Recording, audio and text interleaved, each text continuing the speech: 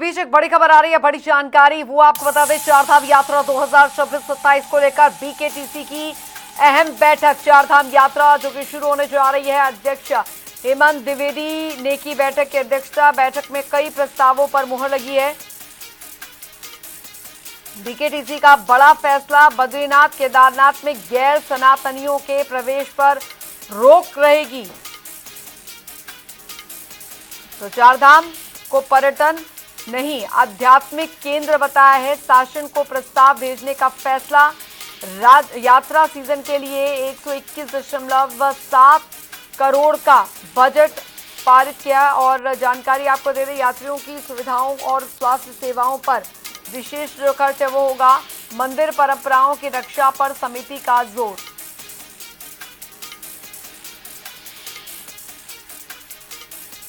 तो चारधाम यात्रा को लेकर जो तैयारियां हैं वो युद्ध स्तर पर चल रही है। बीकेटीसी का बड़ा फैसला इस बीच बद्रीनाथ केदारनाथ में गैर सनातनियों के प्रवेश पर रोक रहेगी।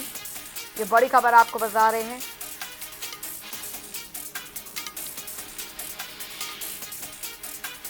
अरुण सैनी संवाददाता हमारे साथ जुड़ गए हैं ज्यादा जानकारी के साथ फोन लाइन पर। अरुण, चारधाम यात्रा को लेकर एक स्ट्रॉन्ग रणनीति जो है वो यहाँ पर बनाई जा रही है। बड़ा फैसला फिलहाल बीकेटीसी द्वारा लिया गया है। जी बिल्कुल, देखिए प्रदेश में 19 अप्रैल से चारधाम यात्रा जो है वो शुरू हो रही है। 19 अप्रैल को गंगोत्री यमुनोत्री धाम के कपाट खुलेंगे, उसके बाद केदारनाथ बद्रीनाथ धाम के कपाट जो है वो खुलेंगे। चारधाम यात्रा को लेकर शासन प्रशासन के द्वारा तमाम तैयारियां की जा रही है, सरकार के द्वारा तमाम तैयारियां की जा रही है। चारधाम यात्रा से संबंधित जो भी विभाग है सभी अपनी अपनी तैयारियों में जुटे हुए हैं, क्योंकि इस बार माना जा रहा है कि चारधाम यात्रा में पिछली बार के मुकाबले इस बार रिकॉर्ड तोड़ श्रद्धालु जो है चारों धामों में दर्शन करने के लिए पहुंचेंगे। तो उस हिसाब से तमाम तैयारियां की जा रही है।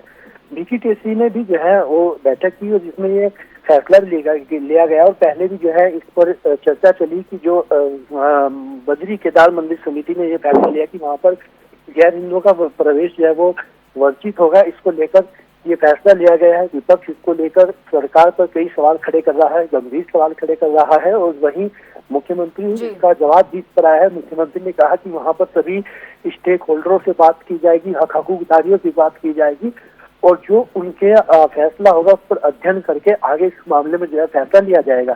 तो ऐसे में ये जो बड़ा फैसला जो है उन्होंने लिया है, इसको लेकर सत्ता पक्ष विपक्ष आमने सामने है। अब आगे इस मामले को लेकर क्या कुछ जो है वो स्पष्ट तौर पर निकलकर सामने आता है और इस मामले को लेकर विपक्ष की आगे क्या भूमिका रहती है, सत्ता पक्ष की क्या भूमिका रहती है, तमाम चीजें देखने वाली होगी। लेकिन इन सबके बीच अरुण, जो वहां पर श्रद्धालु पहुंच रहे हैं उन्हें किसी तरीके की समस्या ना हो, इसको भी सुनिश्चित करना सरकार का काम है। और उस बीच क्लाइमेट चैलेंजेस जो है वो भी काफी रहेंगे। तो क्या इस ओर भी ध्यान दिया जा रहा है?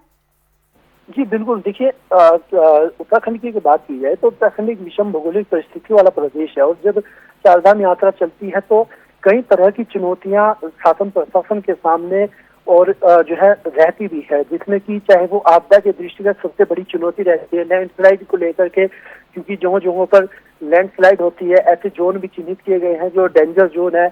तो एक बड़ी चुनौती के रूप में से देखा भी जाता है। जब लैंडस्लाइड होती है तो वहाँ पर रास्ते बाधित होते हैं, वो एक बड़ी चुनौती सरकार के सामने रहती है। तो उसको लेकर के भी आपदा प्रबंधन विभाग हो या फिर पीडब्ल्यूडी विभाग हो, ये जो भी यात्रा से संबंधित विभाग है वो अपनी अपनी तैयारियों में जो है वो जुटे हुए हैं। और इसको लेकर तमाम तैयारियां शासन प्रशासन स्तर पर जो है की जा रही है। मुख्यमंत्री पुष्कर सिंह धामी भी लगातार ही चारधाम यात्रा की तैयारियों को लेकर समीक्षा बैठक कर रहे हैं और अधिकारियों को दिशा निर्देश देने का काम भी कर रहे हैं। बहुत बहुत शुक्रिया अरुण सैनी इस तमाम जानकारी के लिए।